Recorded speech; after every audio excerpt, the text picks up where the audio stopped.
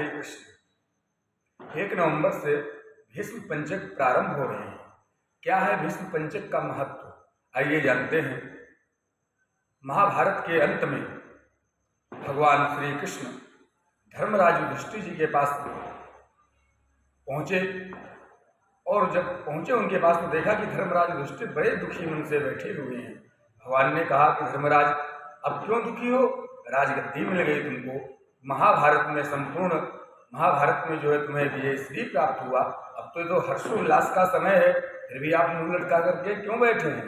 तब धर्मराज युधिष्ठिर जी ने बताया कि भगवान मेरे दुख का यही कारण है, मैं सोचता हूँ कि जिन महापुरुषों की उंगली पकड़ करके मैंने चलना सीखा, जिन महापुरुषों को मैं सादर साष्टांग दंडवत प्रणाम करता था, उन्हीं को वध करके आज मैं सिंहासन पर बैठा हूँ। भगवान तुरंत समझ गए और जो है उनको लेकर के पितामह भीष्म के पास पहुंचे, जो उस समय सरसैया पर शयन कर रहे थे।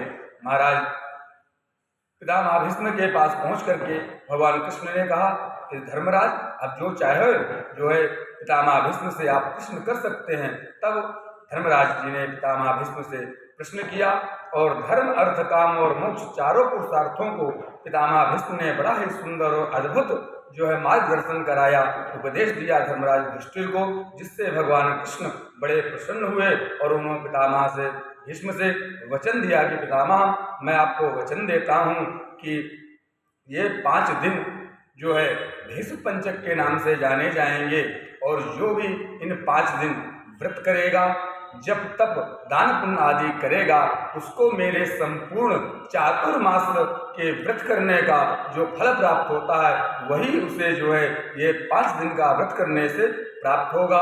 इसीलिए ये 5 दिन का व्रत सभी के लिए अनिवार्य है, सभी को करना चाहिए ताकि जो है संपूर्ण चातुर्मास का फल प्राप्त हो सके।